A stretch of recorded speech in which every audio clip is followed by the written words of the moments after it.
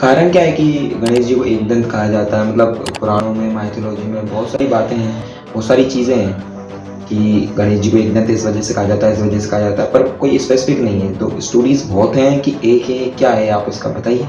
So basically Ganesh ji को एकदंत कहा जाता है, इसके लिए तो बहुत सारी कहानियाँ हैं, किताबों में, पुराणों में बहुत सी चीज़ें लिखी हुई हैं।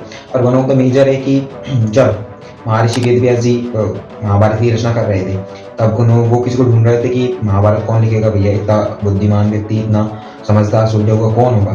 तो वो ढूंढते ढूंढते महर्षि वेदव्यास जी चले गए कैलाश पर्वत पर। उन्होंने कहा, शंकर भगवान से कहा कि अब महाभारत लिखना है। तो उन्होंने शंकर जी से कहा कि अब मैं ऐसा क्या करूं कि कोई ऐसा बुद्धिमान भगवान या व्यक्ति या देवता मिले कि उस चीज़ को मैं जैसा बोलता जाऊँ, वैसा का वैसा लिखता जा। तो उन्होंने, शंकर जी ने ना गणेश जी का नाम दिया।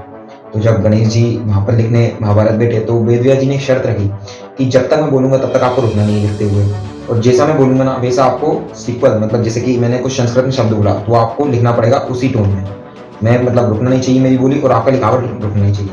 अगर रुक गया तो फिर खेल खत्म, मतलब फिर लिख नहीं पाएंगे ना। तो वो शर्त रखी वेदव्यास जी ने। तो गणेश जी जो थे वो तो वैसे भी बुद्धि के दाता थे, तो उन्होंने तो एक्सेप्ट कर लिया। तो जब वेदव्यास जी महाभारत बोलना शुरू किया, उन्होंने जब गणेश जी ने लिखना शुरू किया, तो एक पॉइंट ऐसा आ गया उनके लिखने पर कि वो जो पहले वो चलते थे, आपको पता है कि मोर पंख से लिखते थे। उस टाइम पे वो लिखते लिखते ना उनका मोर पंख टूट गया। तो उन्होंने कहा कि अब वेदव्यास जी से बोलूंगा कि टूट गया तो उसमें फिर उनका अड़चन आ जाएगी रुकने में। उनका क्या किया जाए। तो गणेश जी ने तुरंत उसी टाइम इंस्टेंट, ना सोचा ना कुछ किया, अपना जो एक दांत था उसको निकाला, और जो वो इंक थी उसमें से डुबो डुबो कर फिर लिखने लग गए, कंटिन्यू कर दी।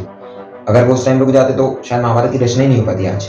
जब ये बात महर्षि वेदव्यास जी को पता चली, जब उन्होंने महाभारत कंप्लीट कर दी, उसके बाद उन्होंने कहा कि ये तो प्रभु आपने बहुत बड़ा बलिदान और त्याग किया है।